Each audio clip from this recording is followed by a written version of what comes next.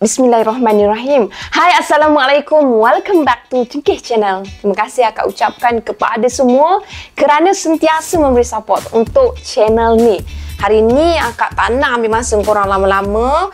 Akak nak sampaikan dua kisah seram di mana salah satu kisah seram ni dikongsikan oleh subscriber dan satu lagi memang akak petik dari blog.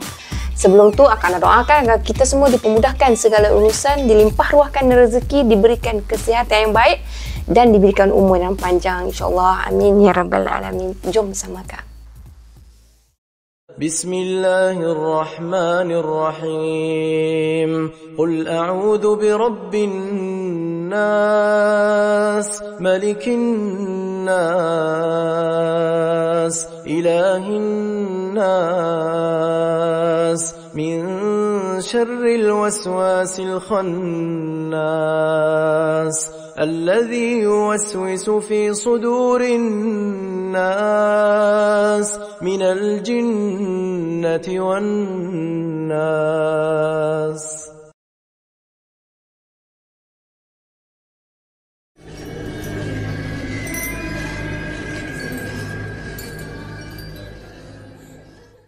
Akak mulakan dengan kisah yang pertama. Kisah yang pertama ni dikongsikan oleh Siti. Okey, Siti dia pernah kongsikan kisah sebelum ni. Kalau korang yang mana memang dah follow akak, korang akan perasan. Okey, sebelum tu akak nak ucapkan terima kasih kepada korang yang memang support akak, yang memang selalu like, share dan komen untuk story-story akak.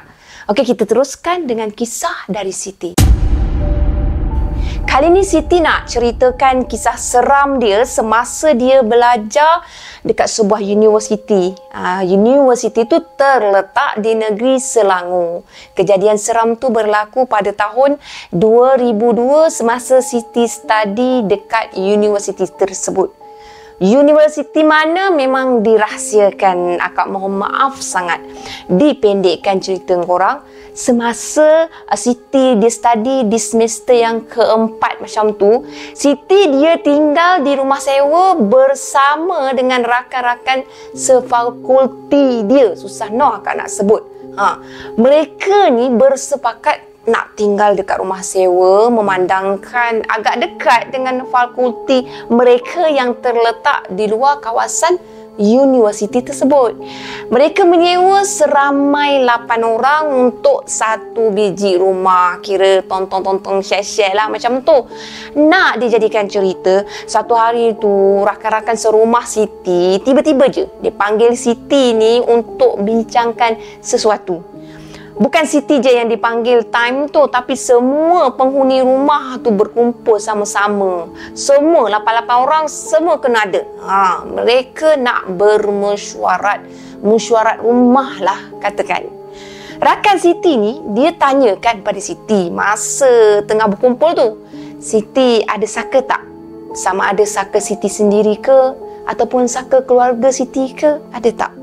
Tanya salah seorang dari rakan Siti. Masa tu Siti dia rasa terkejut. Angin tak ada, ribut pun tak ada. Tiba-tiba semua duk fokus pada Siti. Dan Siti ditanyakan soalan macam tu. Soalan yang Siti memang tak boleh nak respect. Soalan tu akan ditanya untuk Siti time tu. Kenapa pula tiba-tiba tanya soalan macam tu kan? Siti dia menafikan perkara tersebut. Tak adalah. Mana ada. Siti tak ada membela saka-saka bagai macam tu. Benda-benda tu kan syirik dan kurafat. Macam tu berdosa tau kita ambil bela. Gitu dia jawab. Agak terkejut bagi Siti apa yang Siti rasakan dan agak macam rasa agak kecewa lah kan. Sebab kalau kita pun disoal macam tu, seolah-olah macam merasakan kita ni ada saka. Lepas tu, rakan-rakan Siti ni dia terangkan perkara yang sebenar pada Siti. Mereka ni tak nak ada salah faham yang boleh menyebabkan pergaduhan di antara mereka. Tu sebablah mereka ajak berkumpul dan juga ajak berbincang. Biar jelas semua. Tak adalah nanti ada yang cakap-cakap belakang. Bagus kan cara Siti dengan rakan-rakan dia ni? Macam ni Siti. Bila Siti tak ada kat rumah untuk tempoh yang panjang kan. Contohlah, ni contoh. Bila Siti pergi camping ke, kursus ke, balik kampung ke, ataupun pergi mana-mana lah, tak kisahlah Siti pergi mana-mana kan. Tapi Siti pergi tu, janji Siti ambil masa yang lama. Maknanya Siti akan tinggalkan rumah lebih pada 1 hari macam tu. Jadi macam mana nak cakap ya, time tu kalau Siti memang tak ada kat rumah kan, kat rumah sewa ni, kami ada nampak tau Siti kat rumah. Macam itulah kami nak sampaikan. Walhal Siti dah beritahu kat kami, Siti nak pergi ke sana, memang tak balik kan. Tapi kami still juga nampak Siti ada berkeliaran kat dalam rumah ni. Kami nampak tau, Siti ni ada kat dapur. Itulah nak cakap salah, tak cakap salah. Kami juga ada nampak Siti ada dekat dalam bilik. Lepas tu kami ada nampak Siti pergi ke tandas. Panjang lebar lah. Salah seorang daripada rakan Siti ni menerangkan kepada Siti supaya Siti faham. Pendek katanya korang, dalam rumah sewa mereka tu, Siti still ada, walhal itu bukan Siti.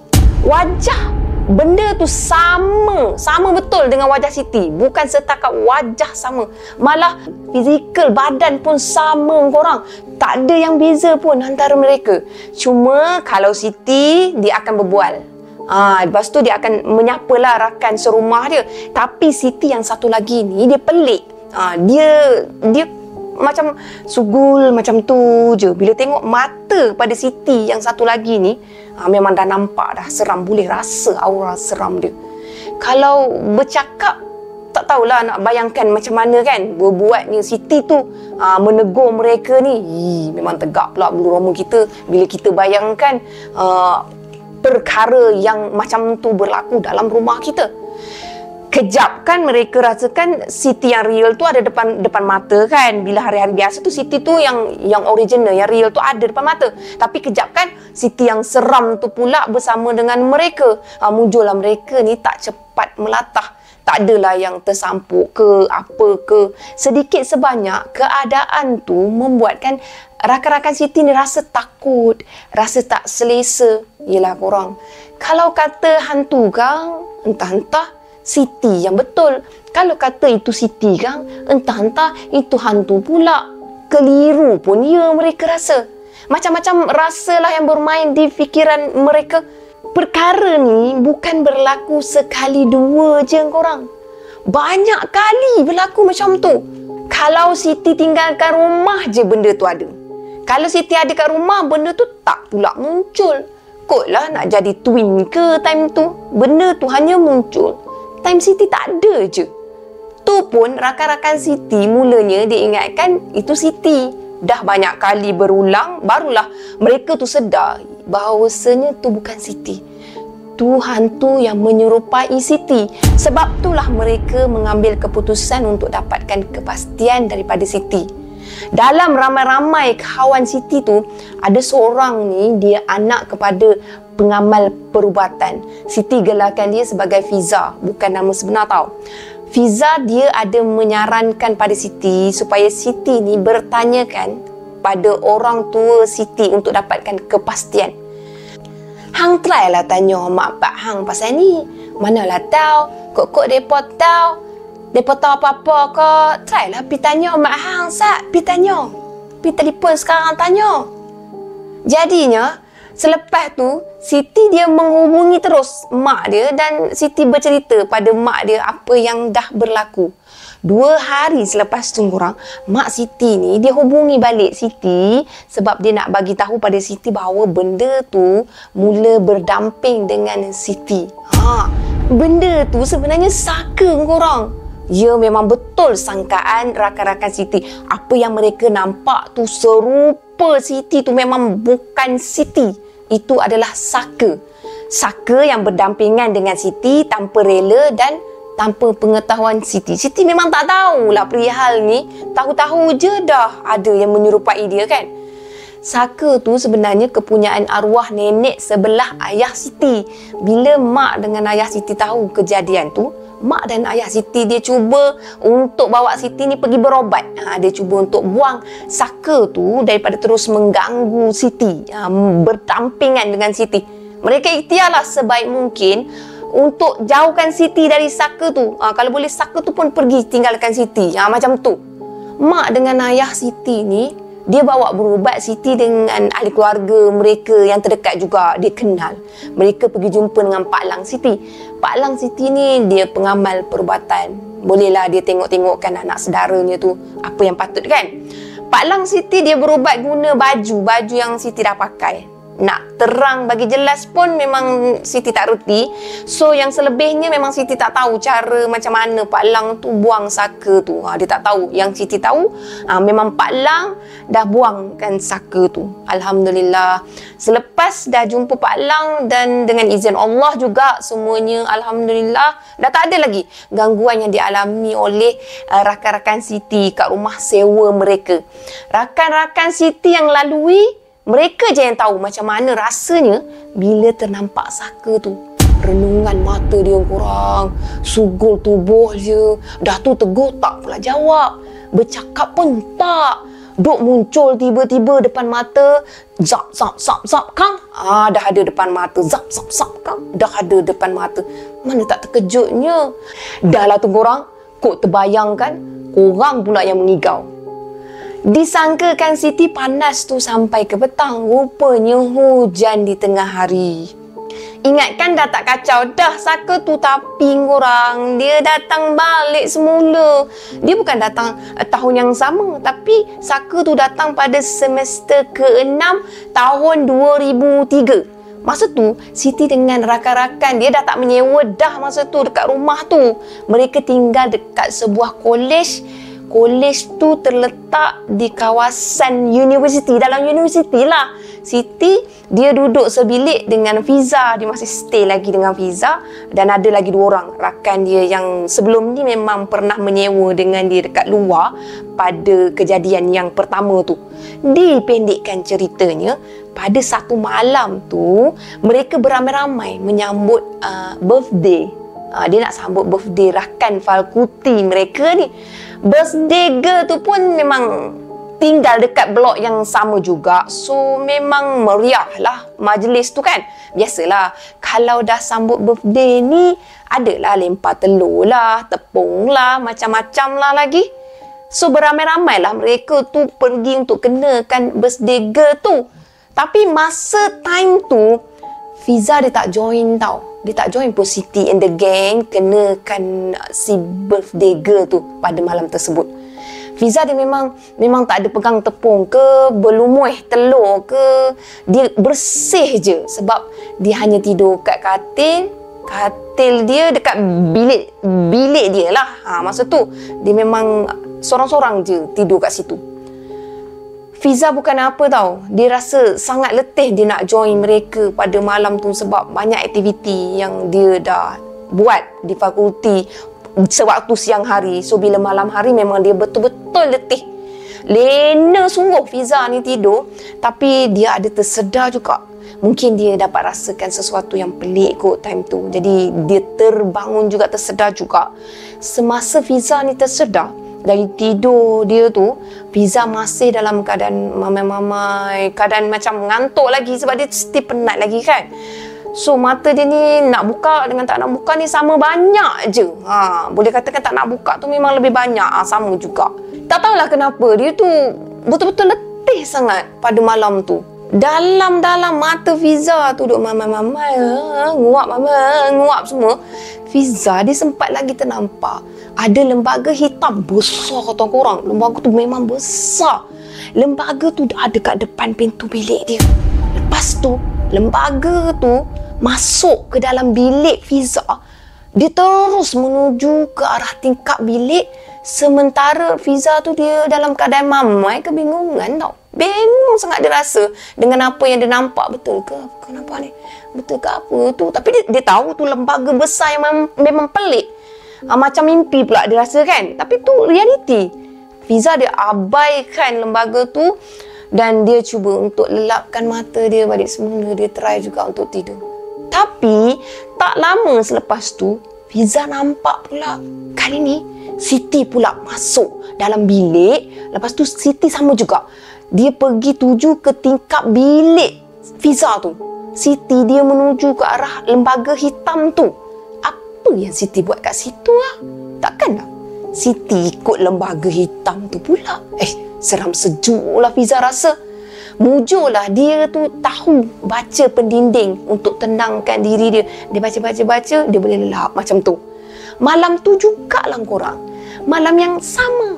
Masa tu Siti, dia sedang lena tidur. Dah penat main-main baling-baling telur bagai tepung. Bagai dia pun penat tidur lena. Dia bermimpi pula dalam tidur dia yang dia ni telah diapit kiri dan kanan dia ni dengan dua orang yang nampak sebaya betul dengan dia. Orang tu bukan setakat sebaya dengan dia, malahan korang menyerupai betul dengan wajah Siti. Sebiji setempek memang sama dengan diri Siti. Maknanya sekarang ni ada 3 orang yang sedang berbaring di atas katil. Siti dia rasa terkejut sangat time tu. Lepas tu dia terus tersedar. Masa tu Siti dia mengucap panjang. Memang dia rasa berpeluh time tu. Dia rasa macam ada yang tak kena dengan persekitaran dia. Keesokan harinya, Fiza dia berpesan pada Siti. Hang hubungi mak hang. Suruh dia tengok-tengok ke hang. Aku rasa kan, saka hang mai semula ni. Fiza ni orang Kedah. Lagu tu lah dia duk pesan kat Siti. Lagu bahasa Kedah. Lepas Fiza cakap macam tu, teruslah Siti tu callkan mak dia. Tak sembang panjang dah dengan Fiza ni terus. Call mak dia. Siti dia ceritakan dekat mak dia sekian. Dia ada nampak sekian. Lepas tu dia mimpi kan benda tu sekian. Tak kurang tak lebih. Semua dia cerita pada mak dia. Semua. Tak ada pun terkecuali. Esoknya barulah mak Siti ni call balik semula. Mak Siti bagi tahu memang sah. Memang saka tu ada datang semula dekat Siti. Duk nak kacau lagi lah saka tu. Kata dengan mak Siti, tak boleh jadi ni macam tu. Mak Siti kata, Pak Lang Siti dah buang dah saka sebelum tu. Dia memang dah buang. Lepas tu dia kena buang semula saka tu. Mak Siti juga dia ada bagi tahu, dia ada bagi pesanan daripada Pak Lang.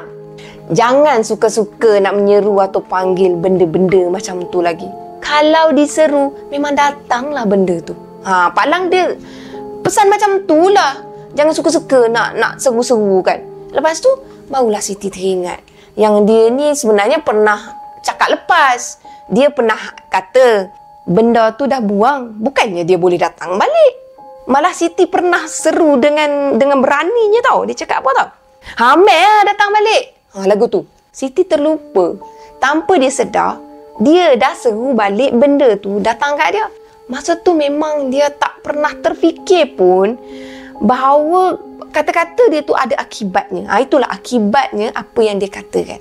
Yelah, budak remaja masa dulu asyik ingat nak huha-huha je. Buat perkara semua main-main je. Tak pernah nak ambil serius pun. Gelak-gelak macam tu. Inilah pengajaran dan iktibar yang Siti dapat. Jangan cakap besar. Jangan mencabar pada alam sebelah tu. Dan jangan ambil mudah akan sesuatu perkara. Paling penting sekali, ingat Allah. Solat jangan tinggal. Puasa wajib ganti. Zikir jangan lekang. Semoga kita semua sentiasa dalam perlindungan Allah. Amin. Setakat ni untuk kisah yang pertama.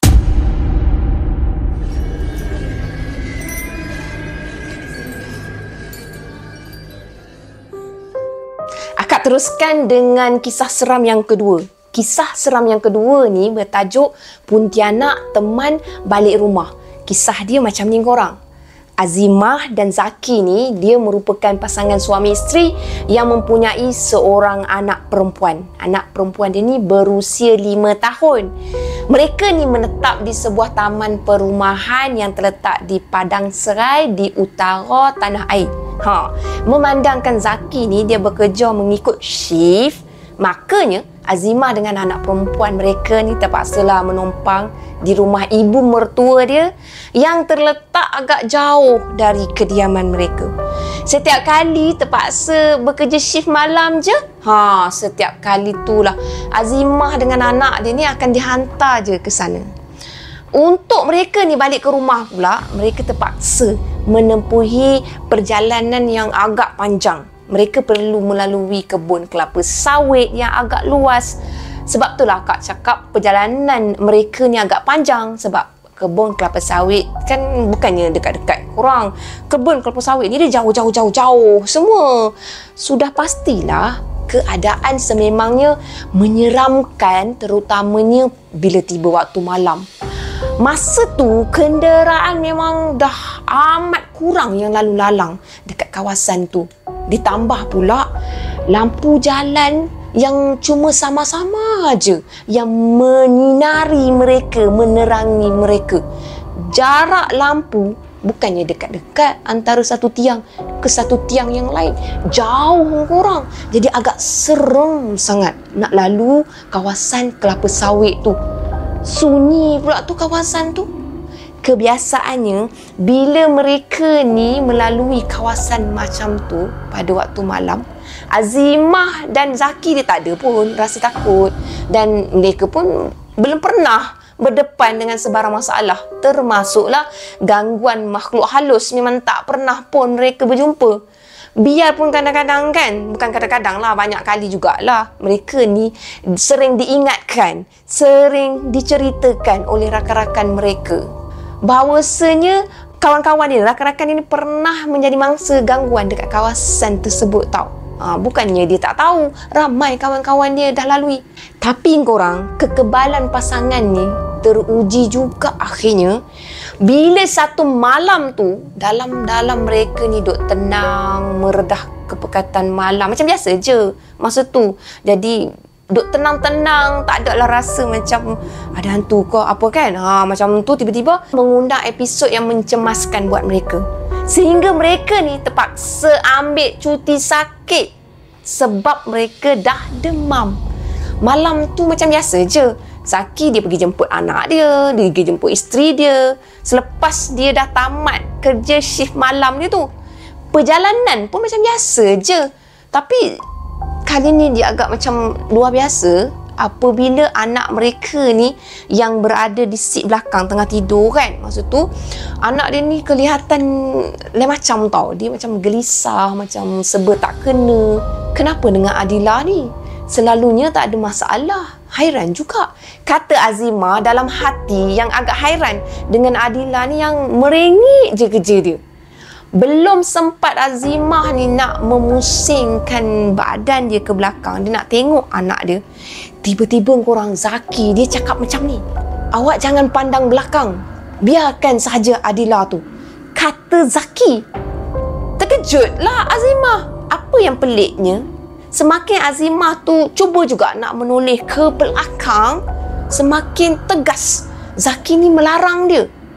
"Jangan toleh belakang," saya kata. "Jangan toleh." Tapi kan korang, lumrah kita manusia ni, kalau lagi dilarang, lagi kuatlah rasa nak tahu kenapalah Zaki ni melarang sangat dia tu untuk toleh belakang. Azimah dia degil. Dia tak nak dengar pun cakap suami dia. Dia berpaling juga ke belakang sebab dia tak naklah berkelahi dengan suami dia angkara tak bagi tengok belakang. Lagipun Azimah dalam masa yang sama dia nak pujukkan Adila yang memang serba tak kena time tu. Adila tu asyik merengek je dia. Tak senang duduklah Azimah. Azimah dia tak pedulikan apa yang sebenarnya yang tersirat di sebalik larangan Zaki tu. Zaki dia tak cakap direct. Kalau dia cakap direct kan Azimah tak pandang. Kenyataannya korang, tanpa disedari Azimah, Zaki sebenarnya dah ternampak tau. Ada kelibat makhluk lain dekat bonet kereta dia, dekat belakang, kat bonet belakang lah. Dia nampak masa tu, dia tengok lah makhluk tu menerusi cermin pandang belakang. That's why lah dia boleh nampak. Bukannya dia pusingkan kepala dia. Kalau dia pusingkan kepala dia nampak, terus terkejut lah. Azimah tahulah kan. Tapi dia tengok sepintas lalu je. Disebabkan tak nak Azimah ni ketakutan, makanya Zaki melarang isteri dia menoleh ke belakang. Tapi itulah, nak juga toleh. Tak boleh nak buat apa dah lah kan. Sebaik je Azimah tu toleh je, makhluk tu boleh hilang pula. Lepas tu makhluk tu menjelma betul-betul dekat depan Zaki, kat bahagian depan kereta. Zaki pun apa lagi, dia berusaha juga nak teruskan drive kereta dia tu Walaupun dalam keadaan dia masa tu dia memang dah tak. Apa lagi? Terkumat kamitlah mulut Zaki ni membacakan ayat kursi. Sambil tangan dia terus juga kontrol steering kereta dia dan kaki dia tu still juga pijakkan pedal minyak sambil dia cuba nak bertahan sedaya upaya yang dia mampu. Dada dia time tu hanya Tuhan je yang tahu, duk dap time tu benda dah duduk depan mata kan korang. Antara kuat dengan tak je. Kalau tak kuat semangat, ke tepi jalan jugalah mereka terbabas time tu. Mujurlah Zaki ni dia masih sedar tau. Kalau dia panik, tentu-tentu ianya akan mengundang nahas buat mereka. So dia cuba nak handle keadaan tersebut secara positif. Dia tak nak berfikir secara negatif. Anehnya, kenderaan mereka tu mula bergerak semakin perlahan. Slow sangat. Seolah-olah macam ada yang cuba nak mempermainkan mereka time tu. Makhluk tersebut sekali lagi dia menghilang. Lepas tu dia muncul dekat bonet belakang. Sebaik je Azimah ni berpaling semula ke depan. Bila dia dah coolkan anak dia kan, dia pandang depan, masa tu lah makhluk tu pergi ke belakang. Acah-acah ke apa makhluk tu kan. Aja buat Zaki ni tertekan kot. Dia seorang je lah yang nampak kalau macam tu. Azimah tak adalah boleh nampak. Jadi Azimah tak tahulah apa yang berlaku. Azimah yang memang tak tahu hujung pangkal tu, dia mula merungut sebab dia rasakan kereta mereka ni seolah-olah macam berat sangat nak bergerak. Walaupun dia nampak husband dia tu gigih tau menekankan pedal minyak tu, tekan tapi tak bergerak juga. Bergerak tapi perlahan juga. Pada masa yang sama, Azimah dirasakan ada kelainan yang ketara pada malam tu. Something wrong tonight. Speaking akak, keadaan sunyi sangat time tu. Kesunyiannya tu berbeza daripada malam sebelumnya yang pernah mereka lalui. Ditambah pula sesekali Azimah ada rasa meremang tau. Dia rasa seram sejuk. Rasa lain macam je. Angin pula sepoi-sepoi, seram-seram gitu. Mana dia tahu? Dia kan duduk dalam kereta. Tapi perasaan tu Azimah dia pendamkan je. Sebab dia tak nak mengganggu tumpuan Zaki ni yang sedang memandu. Walaupun sebenarnya Azimah ni memang sedar. Time tu tingkah laku suami dia ni agak pelik, agak berlainan. Sementara tu pula, untuk menghilangkan rasa takut dan bagi memulihkan semangat, Zaki dia mintakan Azimah dia mencapai ada cekar padat tau. Cekar padat baca ayat Yasin yang memang dah sedia ada dalam ruang simpanan barangan dia dekat orang kata dashboard yang awak ambilkan cekar padat baca ayat Yasin kat dalam tu yang tolong ya. Dia minta tolong. Azimah yang semakin hairan dengan sikap Zaki ni, dia cuba juga nak bertanya. Tapi akhirnya mereka kembali diam juga. Dia duk tanya, kenapa bang? Memang kena palau je. Memang diam je Zaki tu.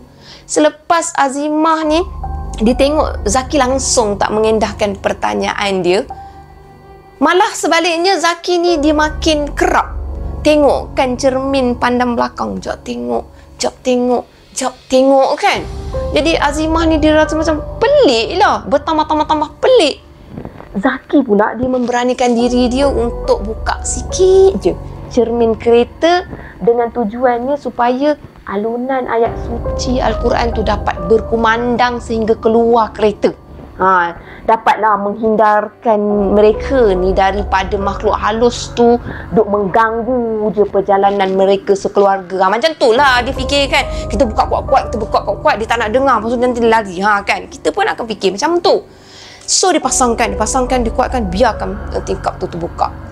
Harapan Zaki ni sebenarnya tersasar sebab makhluk tersebut dia masih juga melayang-layang, duk terbang, duk ngikutkan kereta mereka ni daripada belakang.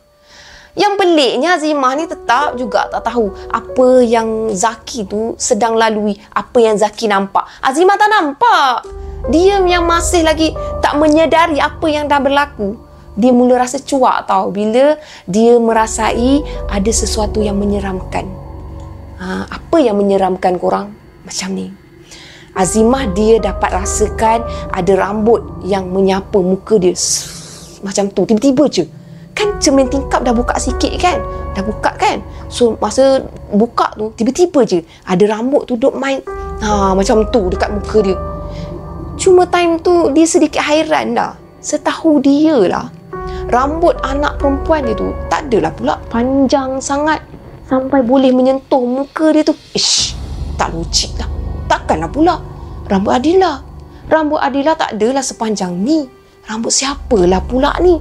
Bisik hati dia.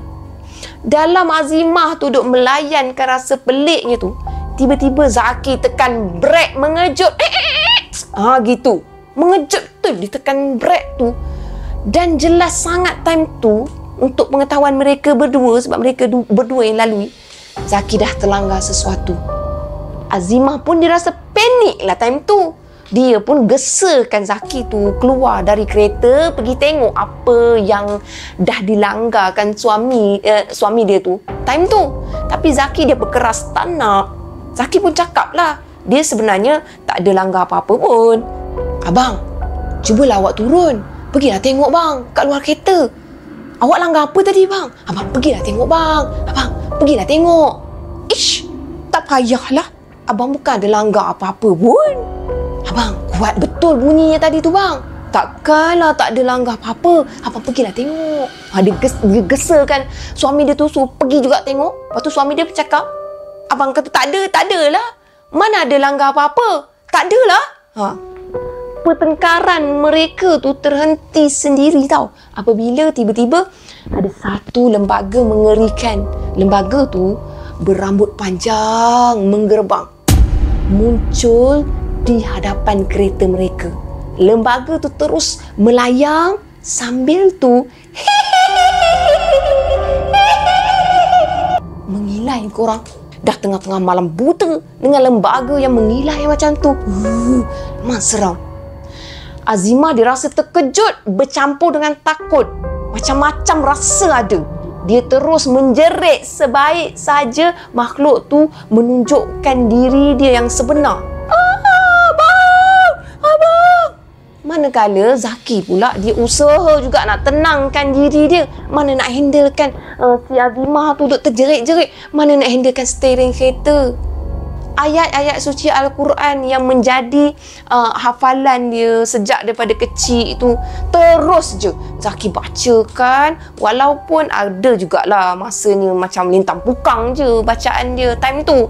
Dah cemas sangat kan, apa yang dia sempat ingat dia bacalah. Tapi yang penting korang, dia ada juga pengetahuan tentang apa yang dia nak baca tu, bukan senonong main baca je.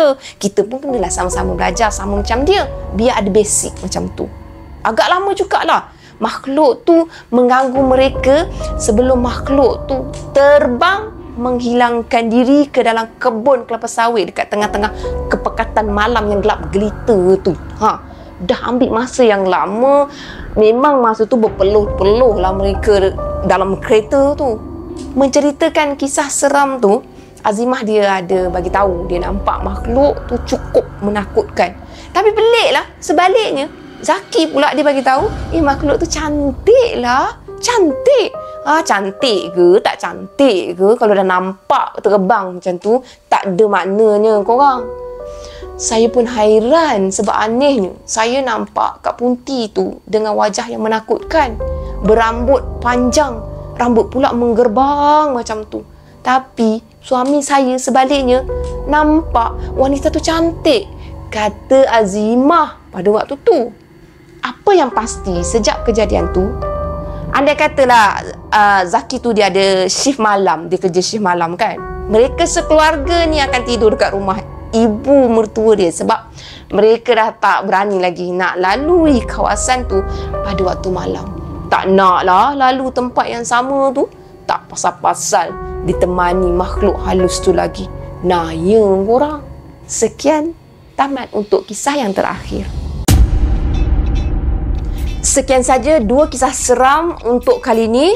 Apa yang baik sama-sama kita ambil, jadikan sebagai tauladan, dan apa yang buruk sama-sama kita ambil jadikan sebagai sempadan. Akak tegaskan kat sini, apa yang tak elok jangan ikut. Terima kasih akak ucapkan kepada semua kerana dengar dari awal sampai akhir. Bye korang. Assalamualaikum. Jangan lupa like, share dan subscribe. Bye.